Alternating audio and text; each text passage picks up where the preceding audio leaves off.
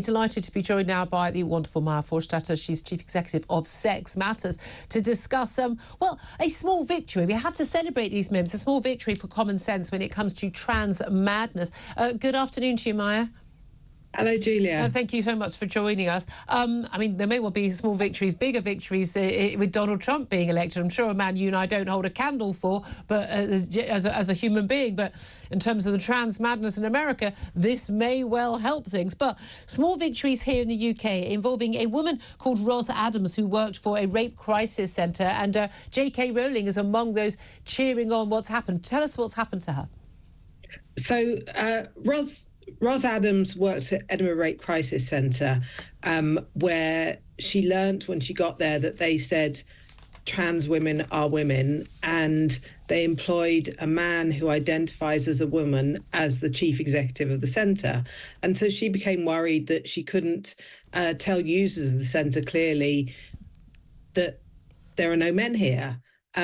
Which is a major issue for women who've been abused, who've been raped, that they want to be somewhere they consider a safe place.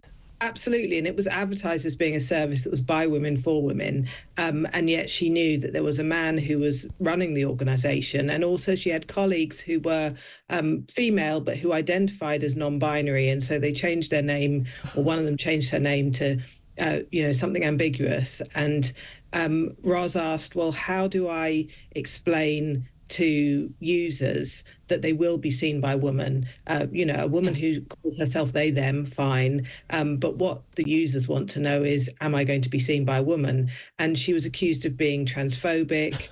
For worrying about really, really scared, hurt women who'd been raped. What a horrible person she is. Yes, yeah, and they said that when people sent emails to the centre to ask about whether they had female staff, those emails were filed under hate.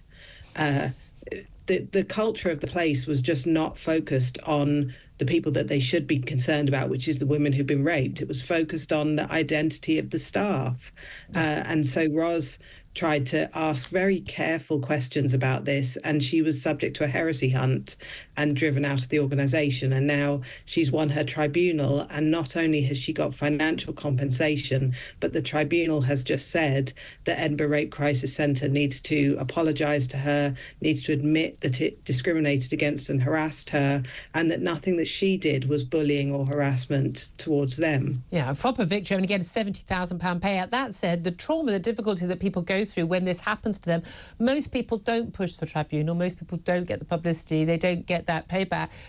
They kind of go away quietly because they don't want a bad reference, or they just feel the battle is too hard. And it's really important that we cheer on those who do battle this, because this sets a precedent. And like your case, your employment tribunal case, where again you were accused of transphobia and nothing of the sort, just standing up for your right to have certain beliefs based on, facts about a man being a man, a woman being a woman, not being able to change between the two.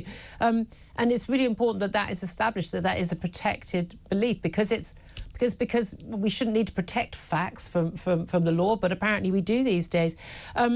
JK Rowling has cheered this on. I mean, I believe that Roz Adams now actually continues her fantastic work helping women in crisis, working for a centre set up by JK Rowling, because she wanted to make sure that women did have a safe place to go.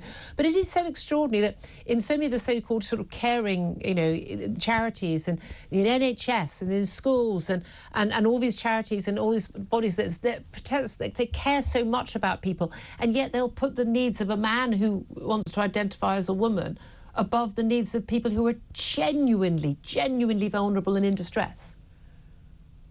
Yes, I think they've got a completely wrong idea of what it means to be inclusive. They've become so focused on the idea that they need to include men who identify as women that they're not thinking about what's the impact of this on women, children, girls, female athletes. Depending on what the organisation is, those people seemingly don't matter, and the only thing that matters is the feelings of men who identify as women. Yeah, it is just extraordinary. Again, we'll take these small victories as they come. I'm certainly hope that a little bit of the crackdown on the woke madness in America could trickle down here. Are you hopeful? Yes, I'm hopeful. I think what the US election showed was that people on all sides disagree with this and want to see children protected and want to see women's rights protected. Yeah, absolutely. Mridul Forstater from Sex Matters, thank you very much indeed for joining us. Appreciate that. Philip Ingram, what do you make of this? Because, I mean, again, these little victories, but how on earth is someone being sent to having to go to a tribunal to protect their right to protect women who only wanted to be seen by women when they've been raped? Little victory, but £70,000 probably doesn't even cover the start of the trauma that she's had to go through to get to there. And, we look at how much political capital spent in dealing with all of these woke issues.